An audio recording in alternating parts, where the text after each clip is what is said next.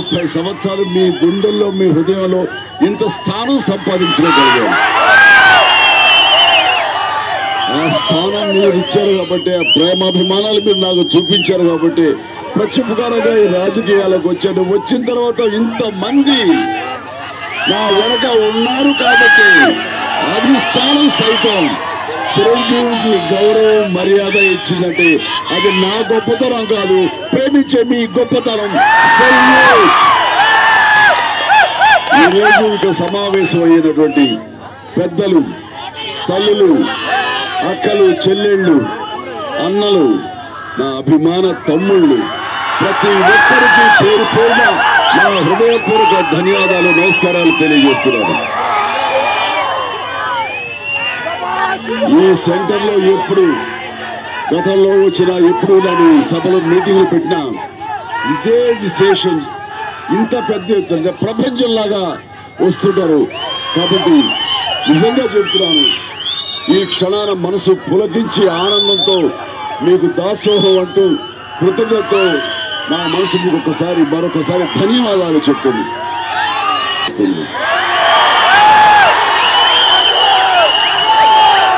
Dialogue నేను చెబుతాను, cinema మీరు చెప్పాలి.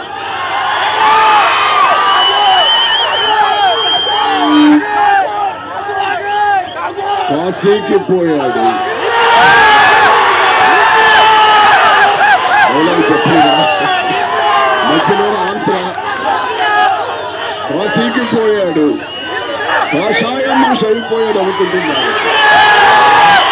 అదే హోరు, అదే జోరు, అదే ఇప్పుడు ఎందుకు చెప్పాల్సి వచ్చింది అంటే, ఈ రోజున ఎన్ని సంవత్సరాల తర్వాత వచ్చినా మీలో తరగని అదే హోరు, అదే హుషారు, అదే ఉత్సాహం నాకు ఇస్తుంది. ఆ డైలాగు చెప్పాలనిపించింది. ఇంత ఉత్సాహం ఇస్తున్నటువంటి 50 మందికి నా హృదయపూర్వక ధన్యవాదాలు తెలియజేస్తూ, సంపన్నులకు కొమ్ము కాసే పార్టీలకి, పేదల కోసంగా పైతప్పించే పార్టీకి మధ్య జరుగుతున్నటువంటి సమరం, ఈ పోరాటం. ఈ రోజున గత ఎన్నికలు జరిగినప్పుడు, సాధారణ ఎన్నికలు, ఇక్కడ చాలా మంది చిన్న కుర్రవాళ్ళు, బాధ్యత తెలియని వాళ్ళు, ఈ రోజు నీకున్నటువంటి ప్రతి ఒక్కరు యుక్త వయసు వచ్చిన వాళ్ళు, ఓటు హక్కు వచ్చిన వాళ్ళు బాధ్యతగా మసులుకోవాల్సినటువంటి సమయం ఆసన్నమైంది. పెద్దలు ఉన్నారు, వాళ్ళకి తెలుసు, వాళ్ళకి విచక్షణ ఉంది. ఖచ్చితంగా ఎవరికి ఓటు వేస్తే మన భవిష్యత్తు బాగుంటుందని వాళ్ళకి తెలుసు. వాళ్ళకంటే ఎక్కువ మంది ఈ రోజున ఓటర్లుగా నమోదు అయ్యారో, ఓటు హక్కు కొత్తగా వచ్చిందో అలాంటి వాళ్ళు శ్రద్ధగా ఆలకించాలి, ఆలోచించాలి, వాళ్ళు ఒక నిర్ణయం తీసుకోవాలి. అలాంటి సమయం ఆసన్నమైంది. మీకు తెలుసు, వినటానికి ఆలకించడానికి తేడా ఉంది.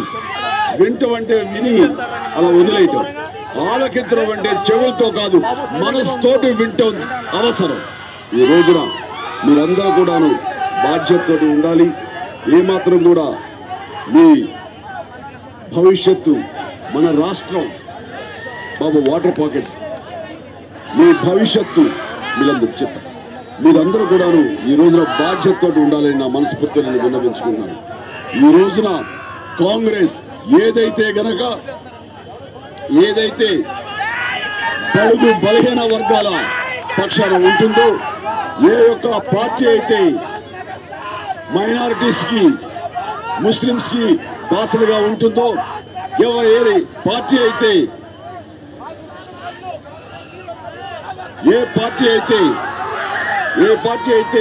రైతాంగం గురించి పట్టించుకుంటుందో, రైతు గురించి పట్టించుకుంటుందో, ఏ పార్టీ అయితే మహిళా సంక్షేమం గురించి వాళ్ళకి సాధికారత రావాలని ప్రయత్నం చేస్తుందో, ఏ పార్టీ అయితే విద్యార్థుల యోగక్షేమాలు, విద్యార్థుల భవిష్యత్తు గురించి పట్టించుకుంటుందో, ఏ పార్టీ అయితే ఉద్యోగస్తుల గురించి, ప్రతి ఒక్క సెక్టార్ గురించి, ప్రతి రంగం గురించి పట్టించుకుంటుందో అలాంటి పార్టీ కాంగ్రెస్ పార్టీ. ఈ మాట ఎవరు కాదలేని సత్యం. ఎన్నో తరాలుగా కాంగ్రెస్ నుంచి లబ్ధి పొందినటువంటి మనం ఒక కృతజ్ఞతతోటి ఇందిరాగాంధీ, రాజీవ్ గాంధీ, ఆ తర్వాత సోనియా గాంధీ, తదనంతరం మన భావి నేత ప్రధాని రాహుల్ గాంధీ. కాబట్టి ఇలాంటి వాళ్ళందరూ ఉన్నటువంటి ఈ పార్టీలో ఈ రోజున ఇంత పేద గురించి పట్టించిన ఈ పార్టీలో ఇది మహాశక్తిగా ఉంది. ప్రజల మనస్సుల్లో చాలా లోతుల్లో అభిమానం స్థానం సంపాదించుకుంటుంది. కాబట్టి ఇలాంటి పరిస్థితుల్లో ఈ పార్టీని మనం అన్ని రకాలుగా నిర్వీర్యం చేయాలి, ఈ పార్టీ యొక్క అస్తిత్వం లేకుండా చేయాలి అని. ఎందుకంటే ఇది వాళ్ళ భవిష్యత్తు కోసంగా, వాళ్ళ రాజకీయ అస్తిత్వం కోసంగా, వాళ్ళ రాజకీయ పబ్బం కోసంగా, అధికార దాహం తీర్చుకోవడం కోసంగా ఈ రోజున తప్పు పడుతున్నారు. కాంగ్రెస్ పూర్తి బాధ్యత ఈ విభజన మీద అని అంటున్నారు. ఇది చాలా చాలా అమానుషం, అనైతికం.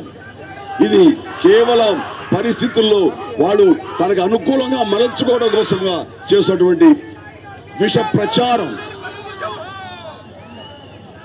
ప్రచారం. ఎందుకంటే ఈ రోజున ఈ విభజన జరగడం అన్నది తెలుగు వాళ్ళు ఈ యొక్క నేల మీద, తెలుగు వాళ్ళు ఈ రాష్ట్రంలో ఎక్కడ ఉన్నా సరే వాళ్ళ అభిమానంతో ఇంత వాడిని అయ్యాను. తెలుగు వాళ్ళు కలిసి ఉండాలని కోరుకునే వాళ్ళలో మిగతా కళాకారుడుగా నాకు అది బాధ్యత, అది ఒక అదృష్టంగా భావిస్తాను. అలాంటిది ఈ రోజున నన్ను ప్రేమించే ఒక తెలుగు వాడు మరొక రాష్ట్రాల్లో 2 రాష్ట్రాలుగా ఉన్నారంటే చాలా మదన పడ్డాను. ఎంతో